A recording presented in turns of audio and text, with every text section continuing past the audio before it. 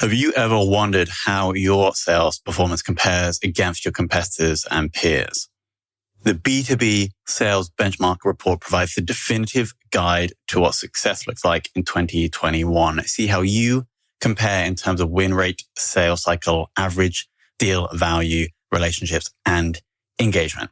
You can see the results and get the full report at ebster.com/B2B-sales-benchmarks.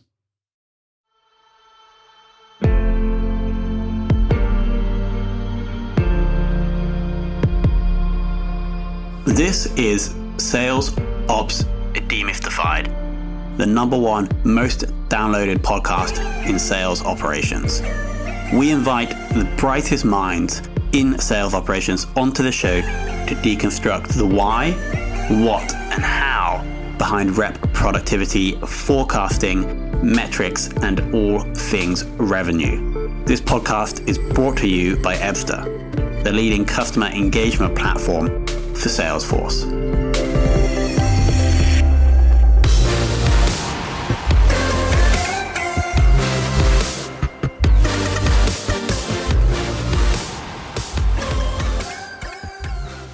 Hello and welcome to another very special episode of the Sales Ops Demystified podcast. We're joined by Zachary Cummings, who currently is the Director of Sales Operations at Artemis Health, Inc. Now, Zachary originated from a business that we have actually had another guest from, so Kelsey, who's currently head of sales ops at Workfront. But what I think is going to be interesting about this conversation is that Zachary has, kind of recently transitioned over from the account management and from the sales side. So we're going to see sales operations from the view of one of the reps that we often talk about on the show. So Zachary, welcome. Thank you. Pleasure to be here. Would you agree with my intro there that you've recently shifted over from the dark side or the light side, whichever way you want to look at it? Yeah, definitely. I have always considered myself a salesperson, and I think, taking the sales ops position with a sales mentality has been extremely helpful. Awesome. So I'm actually interested to hear about that. Like, why did you decide? I think it was at Artemis Health, right? That you shifted from the field into the ops team. Yeah, well, I think a lot of sales managers that are helping individual contributors end up doing a lot of sales operations functions. I think if they're good at running their teams. So a lot of times, you're going to have a couple of really high performers, a couple of mid-range performers, and then a couple of performers that you're really trying to train up, right? And what happens is you'll find, somebody is doing something really innovative, and you'll think, oh my goodness, I have to roll this out to my entire team. And then it just starts to cascade to even other teams and other organizations. And I saw that happening on my teams, and it's definitely a sales ops type function, and it's exactly what we want sales ops to be doing, which is finding those innovative things that we can do, and then having the entire organization implement those things and hopefully increase efficiency or increase productivity across all the teams. So I really liked those sales operations aspects of running the teams. And so my VP of sales was gracious enough to take a gamble on me, and I switched over, and it's been fantastic. And we've been able to do some of those productivity gaining implementations and productivity gaining initiatives that have been really fun. Sure. So are you saying that as a manager, you were basically doing part of the sales ops role, and you really enjoyed seeing that the kind of greater impact of your work influencing both people within your team and other teams? Is that accurate? Yeah, absolutely. And I'd say even individual sales reps, when they're innovating and testing out messaging or testing out things in the sales process, one of the most important things is to hear from those reps, because as a sales ops leader, you're not always on demos. You're not always listening to the customer. So you need that feedback a ton. And so, individual contributors and managers can always, help sales ops to implement those innovative things that they're testing out in the market. Got it. So zooming in now today to Artemis Health, what is the current sales tech stack? Yeah, so ours, I'd say, is pretty standard. We use Salesforce.com as our CRM. We're very, we have a mantra that says if it's not in Salesforce, it didn't happen. So we focus really heavily on getting as much as possible into Salesforce. We use LinkedIn Sales Navigator. We use actually a really interesting piece of software that we implemented based off of one of the sales development representatives testing something out and then us pushing it out to the entire team. Is called Vidyard. It's a software that allows you to send videos via email and have some videos that are queued up. Very cool software, but again, it all came from the rep's perspective that said, "Hey, I want to test this out. I want to make my emails much more personable." And then he had so much success. He increased his conversion rate by 16% within just a couple of weeks of using the software. And so we immediately pushed that out to everybody, and it's been really successful. We use SalesLoft for a lot of the prospecting activities and cadences. And then marketing uses Marketo as their marketing automation tool. And we also use Confluence to document, all of our internal processes and things. Got it. I actually want to talk about that a little bit more. So we could call this like bottom-up tech discovery. For many ops teams or managers, like this is the stack that we're going to use. But actually what I'm hearing here is that there is potential to pass that responsibility onto the reps and actually understand what they're using. So the question would be, how can you encourage that within an organization? Yeah, so we actually have a fun thing that we do with all of our reps, and it's where every month or so we have what's called a testing meeting, and we encourage every single rep to come up with some sort of a test that they want to run in their territories. That could be something about messaging, something about a tool, something about a type of cadence they want to run. And we take a very scientific approach and we say, okay, you can test anything that costs under $100, but you have to be able to track it with data. And then you have to be able to say at the end of the test, did it work? Did it not work? Are you going to try something different? Right? So the Vidyard solution came out of exactly one of those meetings. And again, it was based on data. So it wasn't just a shot in the dark. It was a free trial that he had used. And there was a lot of success. So we see a lot of different things coming out of those testing meetings. But yeah, you've got to really empower your reps to think strategically. As a sales ops professional, as I mentioned, I'm not going to be on calls all day long. I'm not going to be on demos all day long. I don't always know the specific needs as well as an individual rep on the front lines is gonna know and understand their buyers and what they need. So we encourage that a lot here. I bet the impact that has on the engagement of the reps must be really good. They're no longer the pawns that are just running the process that you've defined. That we've never heard of that before. I think it's really interesting. Just quickly before we continue, the ratio of sales reps versus people in the ops team. We have 3 people in ops, including myself, and about 15 SDRs and closers. So kind of a smaller org. Awesome. And you mentioned just now about increasing productivity. Can you name something that you've tested that either did work or didn't work to drive productivity with those 15 reps? Yeah, that's a great question.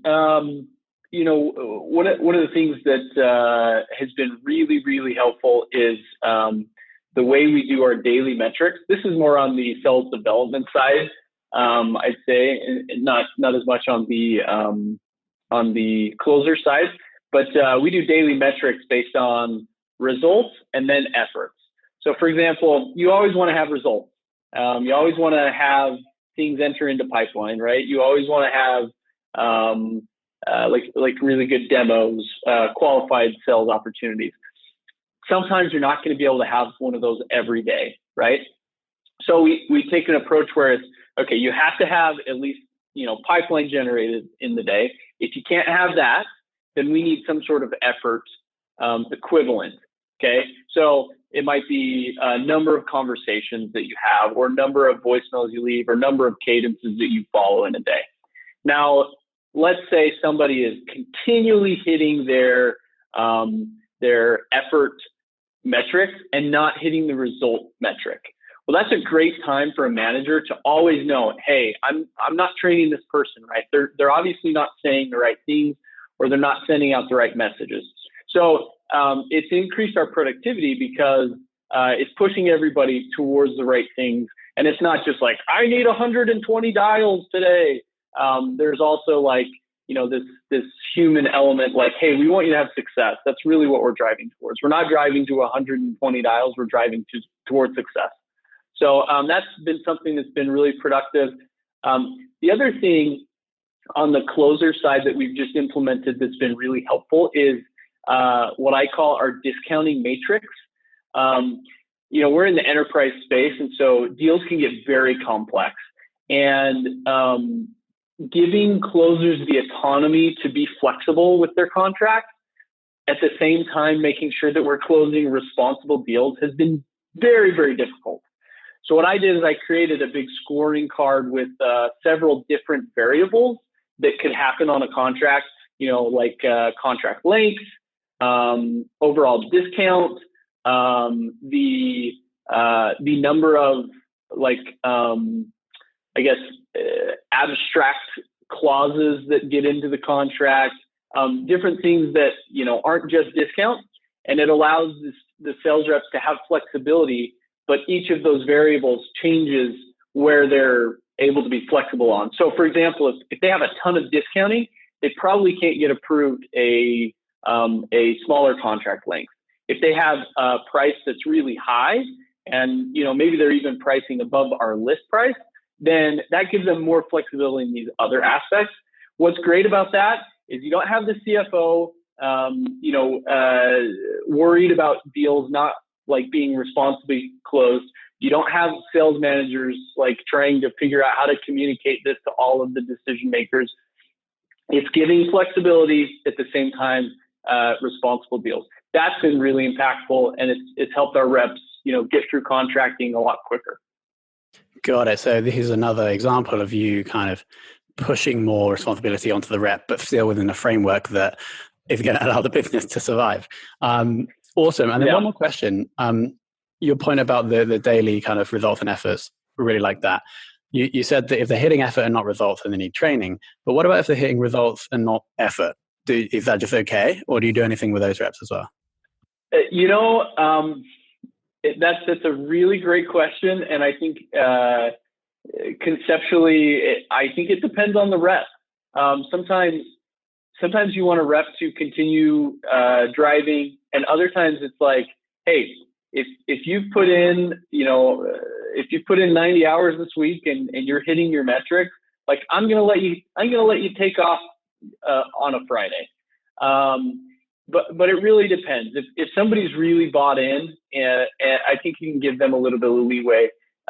If they're not helping their fellow reps, if they're not, being a leader, mentoring, showing people like what's going on, like for example, in those testing meetings, if they're not really engaged, then yeah, I want to see results and effort.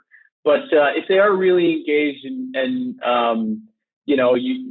they're hitting their numbers and they're working more efficiently versus hard, I'm okay with giving them a little leeway. And I think some sales leaders will probably disagree with me on that, but In the past, we're dealing with humans, and we're dealing with people that, get the phones hung up on them all day long.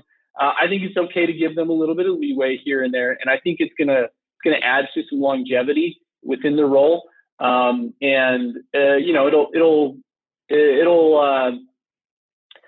It'll make them feel like they're not micromanaged. We try to do that, probably as you've heard a lot here. We deal with really big deals. We can't just have dial monkeys. We need people that are really smart and can really think outside the box. So we give them a little bit of leeway. Got it. Have you, because I'm assuming based on talking with you, Zach, that your churn of reps is probably lower than the average. Have you done any benchmarked the churn of your reps against other people in your industry, or is that not something that you look at? No, we definitely look at it. I think it goes back to our hiring process. We take a very data-driven approach, and we're very transparent. Some places will say, hey, if you're a sales development rep, we'll be able to promote you in 12 months. We would never say anything like that, whether we think it's true or not. We always say, look, come in here. If you do well and there's not a spot here, we will absolutely help you find a spot somewhere else if you've outgrown the role. But we're not going to promise a promotion in 12 months or 24 months or even 36 months. So our average sales development longevity is pretty high. We've had some turnover. Usually it's because we've got really smart people that have trained themselves up and done so fantastically that they have gotten promotions at other places. So I wouldn't say our churn is lower than most places, but the churn is it's almost a testament to, I think, some of the sales leadership here that have done such a great job training the reps up and getting them promoted, whether it's here or somewhere else. And of course, your operations team, Zach. Yeah. We might have contributed here or there. Okay, cool. Let's look at the sales forecasting process. How involved are you with that? Pretty involved. We take a traditional approach. We forecast based on commit levels. So it's commit, gut, or target. Commit meaning it's going to close. Gut meaning we can probably pull this in. There's a 50-50 chance. And then target is like, hey, if all the stars align, this is coming in. So we have a bi-weekly forecasting call with a lot of the executives here and the sales managers where we go through pipeline. And that's really a meeting for us to look at where we're at, look at where we think we're going to be, and then rally around certain initiatives. Marketing gets very involved and says, okay, what can we do to get a couple of these deals over the finish line? We take a very tailored approach. It's the opposite of a transactional sell. And so we'll have marketing sometimes even create custom videos with the CEO talking about how we want to partner with a certain prospect that's in the pipeline. And so it's fun to see some very tailored initiatives come out of our forecasting meeting. Got it. And because these deals are of such value, marketing are involved in a specific account, a specific deal capacity. Mm-hmm. Awesome. Yep, correct. Okay, cool. And then from your experience as a salesperson and manager and in operations, which is the one sales metric that if you could only measure one for the rest of your life, you would choose? Oh, can I cheat and tell you if it wouldn't be win rate, it would probably be closed won reasons. So why are we winning? Probably between those two. I think they're probably the most important. Got it. And why specifically the closed won reasons? I guess you can see how you're beating competitors and you can feed that back into the process. Yeah, I think that's not just a sales metric. One of the things we noticed is we were winning because of our product, but then we got some other feedback from our clients and realized that they were renewing because of our services. And so it was like a really good indicator. Okay, sales was doing really good at selling the product, and then services was doing a fantastic job of helping us get clients that are champions and get clients that love us. So it's not just a sales metric. And that's why I really like that one, because it can totally dictate, what product focuses on, what marketing focuses on, what services focus on. So for me, that's like a huge, huge one. And then obviously on the flip side, why we lose, which again does the exact same thing. It helps product figure out, okay, like we're having an issue with this area, or we're having an issue with that area, or they'll tell sales, hey guys, like you didn't, you didn't follow the sales process. They didn't respond to our demo. We didn't do enough discovery, all of those types of things. Got it. And then final question about the person who has inspired you the most in sales operations.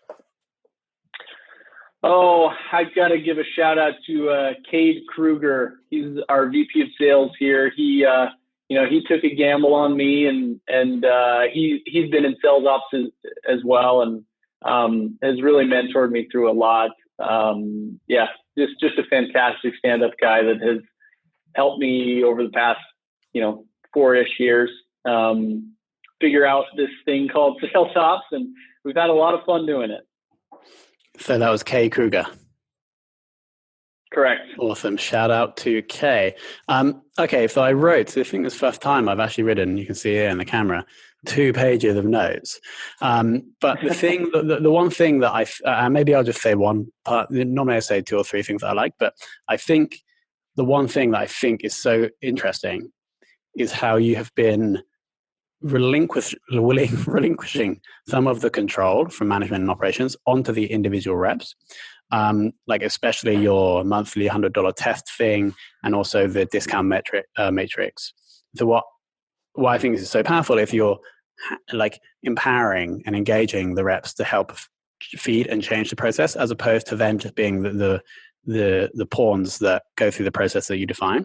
And so I think that's really, really a really powerful idea that I think could help a lot of people in the audience and a lot of people that have come on the show. So Zach, I think we'll close with that. Thank you so much for all your insights.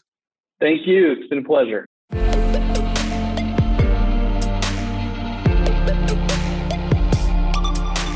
Thank you for listening to this episode of the Sales Ops Demystified podcast. If you are listening on a podcast listening application, then please subscribe, rate, and review. And if you have any questions about the show, if you know a guest, or if you have any questions about sales operations, just hit me up at tomhunt@ebster.com. That's tomhunt@ebster.com.